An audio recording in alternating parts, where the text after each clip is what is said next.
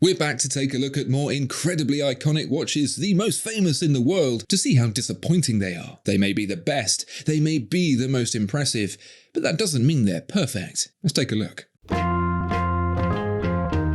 According to Rolex, everything changed in 1953. That was the year the formidable Submariner emerged, ready to change history and take Rolex to the top. Today, it has a reputation of ubiquity, being the dive watch to start and end all dive watches. And we've all bought into it. Even the other watchmakers have, taking very unsubtle inspiration from this blueprint dive watch. History, as they say, is written by the victors, and there's no doubt in my mind that the Rolex Submariner is the clear winner in the battle of supremacy for the sea. James Cameron has one, and he's basically part orca by this point. He's not the only celeb to don the famous diver. Steve McQueen, Jacques Cousteau, Sean Connery all wore a Submariner.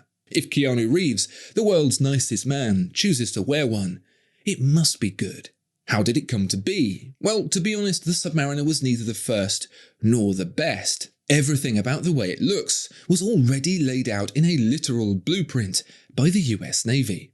Why did the US Navy go that route? Well, in 1952, Blancpain had started work on a watch that could be very easily mistaken for the venerable Rolex. But you might be thinking, the 50 fathoms dial looks nothing like a Submariner.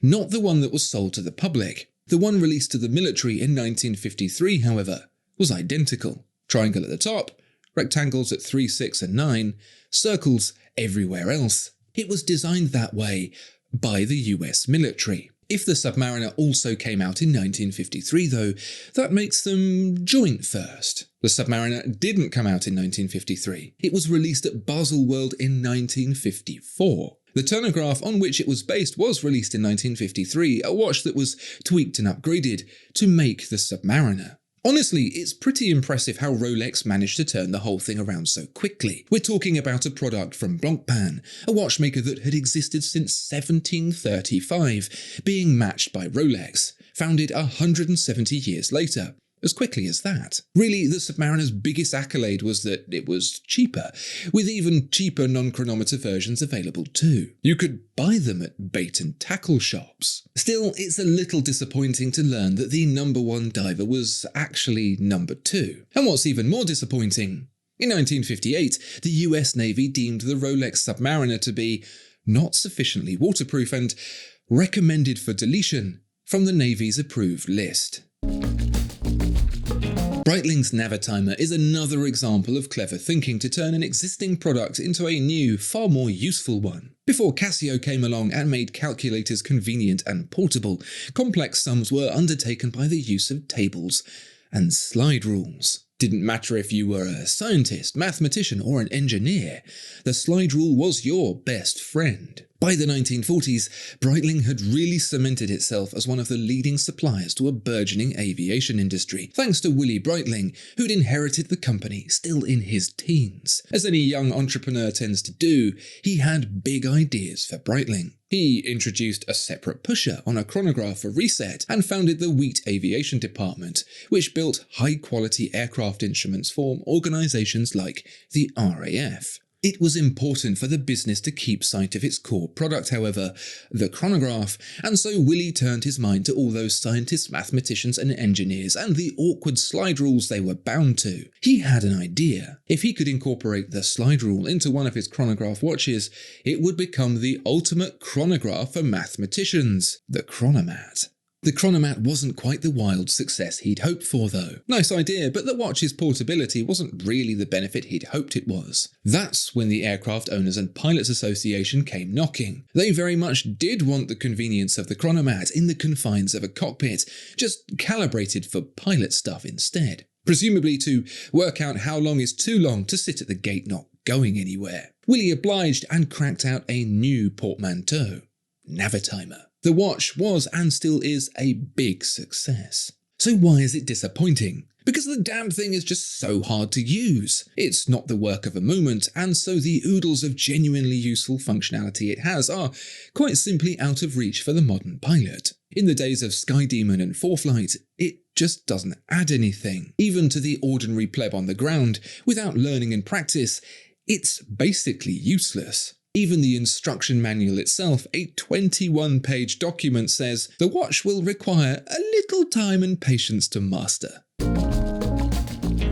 How about the Omega Speedmaster? If I were you, I'd be thinking, go on then, how can the watch that went to the moon be disappointing? It's not because the moon doesn't exist or because the whole thing is just a Stanley Kubrick prank that got out of hand. It's because Omega's involvement is perhaps more fortuitous than you might imagine. The perfect story would be that NASA approached Omega to build them a watch, a bit like how Comex challenged Omega to make the Ploprof, but that's quite simply not the case. Omega built the Speedmaster to bite back at Rolex, who'd caught them napping with the Submariner. Rolex had institutionalized the idea of making watches for industry, and so Omega retaliated with a triple threat of watches for professionals: a diver's watch, a racer's watch, and an engineer's watch. I'm not really sure Omega quite knew what it was doing with those watches, to be honest. I mean, the Railmaster. Really? In 1957? Sounds to me like they were simply trying to cover off the Submariner with the Seamaster and then find two professions Rolex hadn't yet considered: racing drivers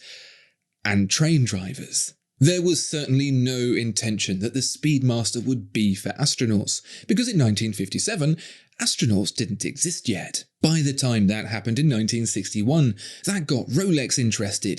The 1963 Cosmograph, which would become the Daytona, pitched wholeheartedly at the space program. In 1962, astronaut Wally Schirra wore his Speedmaster to space. Then in 1963, Gordon Cooper did the same. By 1964, NASA was out looking for a chronograph it could issue to all its astronauts. To be clear, Omega had no idea about any of this. In fact, Omega only discovered that the Speedmaster had been chosen by NASA from the 1965 pictures of Ed White wearing it during the first American spacewalk. But didn't NASA and Omega work together to improve the legibility of the Speedmaster? Nope. The broad arrow hands, silver bezel and crown guardless case were all updated by Omega as a matter of course. By the time NASA got one officially to test, it already had the black bezel, skinny white hands and asymmetric case. Omega was, really, just an innocent bystander. If space is your thing, then you might like some of the novels I've written. Check them out in the description below or search Andrew Morgan on Amazon. Thanks for your support. One of the most iconic and recognizable watches in the world is the TAG Heuer Monaco, a great big block of a thing made famous by Steve McQueen. The story of how that watch got its design and ended up on the wrist of Hollywood's hottest star is one of mystery, intrigue and danger. Except it's not, because the whole thing is surprisingly mundane. Towards the end of the 1960s, Heuer embarked on a joint project with Breitling, Hamilton and a few others to create the world's first automatic chronograph watch. It's kind of hard to believe really, since the first chronograph wristwatch was made in the 1910s and the first automatic wristwatch in the 1920s. Can you believe the clock radio beat the automatic chronograph? It was 1969 by the time the deed was done. That's pretty disappointing in itself, really. In March of 1969, the Chronomatic automatic chronograph was announced. By July, there were people on the moon. I don't know why it had taken so long, but it had, and Heuer was keen to do something special to show it off. There were the brand's big hitters, of course, the Carrera and Altavia, with crowns on the left to remind their owners they didn't need winding, but they wanted something show-stopping: the Monaco. You might think the Monaco was the result of years of hard work, designing and developing such a famous shape, but no. Heuer's case supplier Erwin Picares got on the phone one day and offered it to them. It was an impressive piece of engineering, the first waterproof square watch, but it wasn't Heuer's impressive engineering. Heuer liked it so much they signed an exclusive deal. But to see the watch on Steve McQueen's wrist cements it as one of the true greats. McQueen has become a legend of style as well as screen, so for him to choose the Monaco is a surefire indicator of its greatness. Except he didn't. Whilst prepping for the 1971 film Le Mans, McQueen sought insight from racing driver Joe Siffert to make sure he nailed the fictional Porsche driver Michael Delaney. Siffert was a friend of Heuer CEO Jack Heuer and an ambassador of the watch brand too. Jack had Siffert selling Heuer watches up and down the pit lane to subsidize his income, a relationship that was the genesis of not only watch sponsorship in F1, but F1 advertising in general. So naturally, Siffert suggested McQueen wear a Heuer. Just so happened to be that Heuer had recently released a new line of automatic chronograph watches, with the Monaco being the one that would stand out most on screen. The rest, as they say, is history. Perhaps the most disappointing watch of all time isn't one that's mechanical or even quartz, but one of a new era. The Apple Watch. The long-awaited not iWatch was flatly denied by Apple for the longest time until it appeared in 2015 as the face, or should that be dial, of wrist-worn smart tech. It's not a disappointing watch because generally it's disappointing to see smartwatches instead of mechanical. It's not disappointing that it's the best-selling watch of all time. What's disappointing is just how unexciting it is. I don't really know what I expected of the smartwatch. I lived through the introduction of the smartphone, seeing a mobile telephone evolve from a device to call people with to the addition of text messaging, the development of mobile games like Snake, and ultimately the introduction of WAP, web browsing. When colour touchscreens came in with albeit limited internet browsing capabilities, it truly felt like a new era had dawned. And today, I barely even need to use a computer at home. My phone does it all. I was never against the smartwatch, but I did want it to move the game on in some way, at least tangentially. So experiencing an Apple Watch and realising it was simply a feature-light, less convenient version of an iPhone, I was disappointed. I wanted it to have holograms or be able to hold a conversation or something. And it didn't even have a web browser. True icons aren't always what they seem. These are some amazing watches with stories you probably didn't know, and now you do. What famous watch disappointed you the most? Let me know in the comments. Please like and subscribe as well, and I'll see you over on the Watchfinder channel. See ya.